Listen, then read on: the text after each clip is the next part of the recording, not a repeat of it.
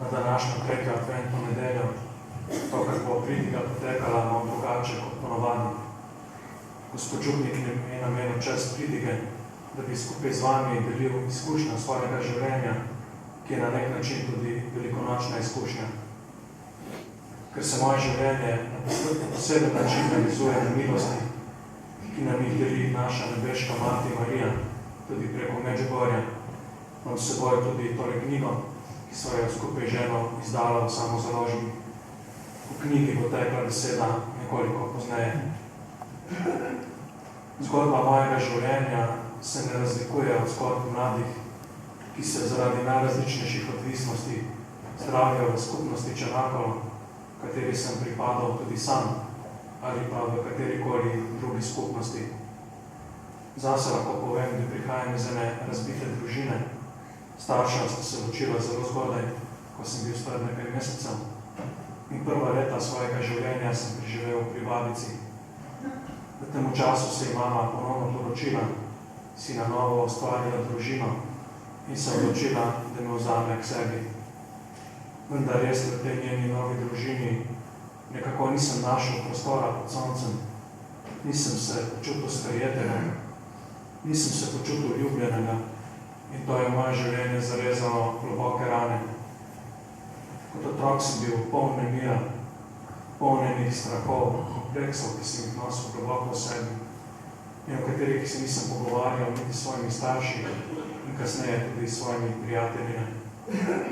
Moja mama je mislila, da je z menoj nekaj zelo narobe in v pogovoru z mojo predšolsko psihologinjo se je odločila, da začnem jemati na zelo močne psihofarmake, ki se imenujejo Ritalin.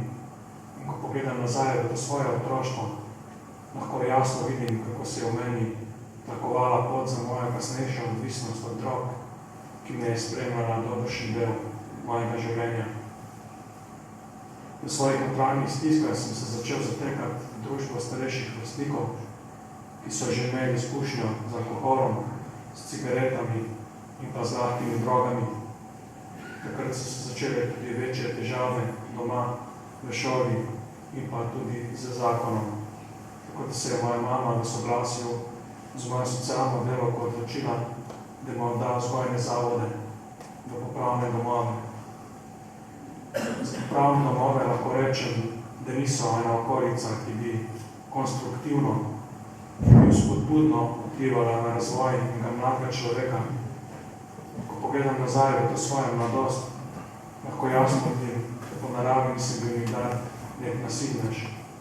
Nikdar nisem bil nasilen fant, vendar pa sem znotraj teh popravnih domov, zato da bi uveljavljal svojo voljo, svoj prav.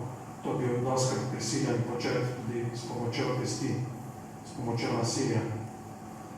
Po drugi strani pa sem se zelo hitro zavedal vse zahrbtnosti in pokvarjenosti teh popravnih sistemov. Videl sem, da so nam na čelo postavljeni najrazličnejši vzgojitelji, ki po domače povedano opikajo svoj šiht, upravijo svoj 8-urni delovnik in odhajajo domov, svoje družine, svojim otrokom, svojim problemom. Mi pa smo ostajali tam bolj kot neprepuščeni sami sebi. Po daljšemu obdobju bivanja v teh domovih sem se v soglasju s svojimi vzgojitelji odločil, da nadaljujem šolanje, ki sem ga prej zapustil. Šolo mi z veliko težavami tudi uspelo dokončati. Spomnjam se obdobja, ko sem zaključil šolanje, ker je to čas, ko je na vrata mojega življenja prkal še heroin, ki bil pika na in pa začetek enega najboljega paca navzdal. Ker sem bil popolnoma brez vrednot v sebi in brez hrbtenice in kot tak nisem bil v stanju v drogi reči ne. Lahko rečem, da je z mano zares lahko delo. Po človeško gledano sem se dotaknil samega dna.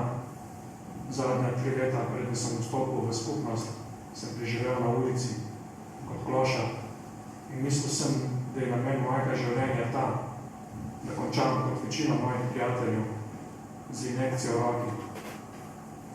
Takrat pa se mi je zgodila ena stvar, ki sem jo poimenoval slučajno, da nas popravim vseh dobrega Boga, vseh Božjega usmiljenja ki je na pot pripeljal eno punco, ki je danes tudi moja žena. In ona mi je predlagala zdravljenje v skupnosti Čenakono. Jaz te skupnosti nisem poznal, vendar pa je bila to tretja zima, ki sem jo preživljal zunaj na ulici. Bil sem popolnoma uničen. Imel sem 48 kil in bilo mi je kristalno jasno, da tretje zime od zunaj več ne bi zmogel preživeti. Razmišljal sem sam pri sebi, da bi vstopil v skupnost, ker bi si fizično pomogel, se vrnil nazaj in nadaljeval svojim starim načinom življenja. Vendar stvari niso stekle tako, kot sem si jih zamislil jaz, ampak kot si jih je zamislil dobri Bog. In dobri Bog si je zamislil stvari tako, da sem vstopil v skupnost in da sem tudi ustrajal v njej. Pot skozi skupnost je bila zame težavna.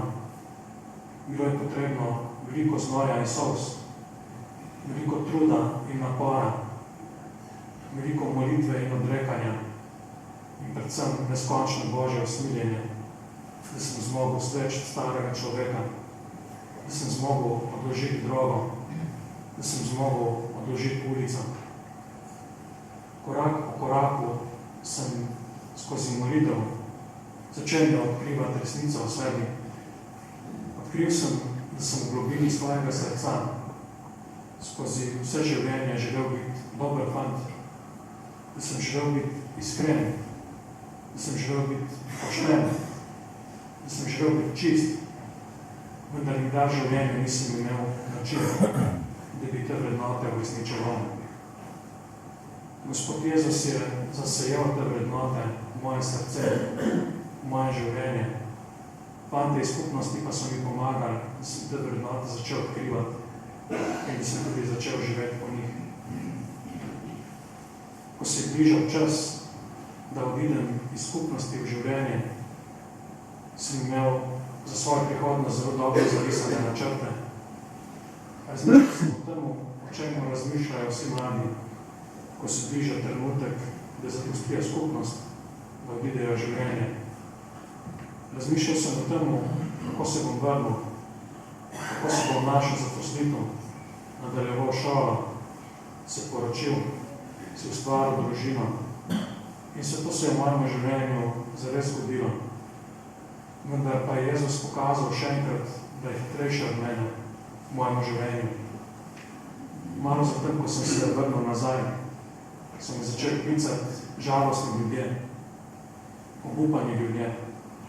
To so bili starši, katerih otroci so bili odvisniki in skupaj ženo, takrat še dekretom, so se odločila, da bova, še predtem si bova ustvarila lastno družino, posvetila del najnih življenj tem mladim, tem družinam, tem otrokom. Gospod Jezus je obilno blagoslavljal najin trud, najino delo in mnogo teh družin, teh otrok, s katerimi sva se srečevala, je našla pot skozi skupnost do Gospoda Jezusa in so danes odgovorni člani naše družbe in pa naše cerkve. Danes lahko zase rečem, da v svoji družini živim eno lepo krščansko življenje, ker se trudimo postaviti Boga na prvo mesto, na mesto, ki mu po pravici pripada.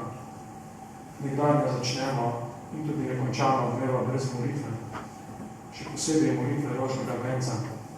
Ne zato, ker smo to molili v skupnosti, ampak zato, ker lahko danes jasno vidim, da je ena družina brez Boga, brez molitve, brez da bi črpala moč svetih sakramentov.